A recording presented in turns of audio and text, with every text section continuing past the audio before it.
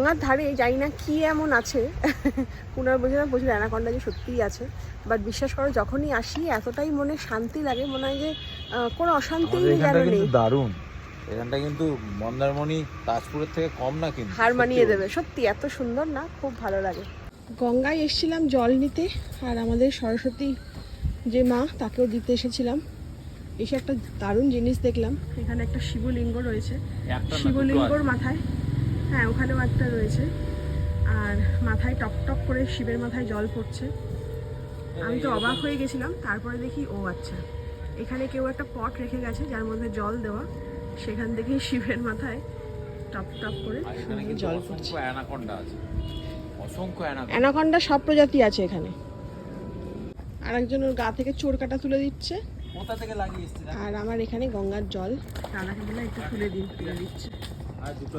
কি হলো, পড়ে যাচ্ছে? এই দেখো গায়ে কি সব লাগিয়ে এসছে, চোর কাটায় কোথায় ঢুকেছিল ঝোপঝাড়ে।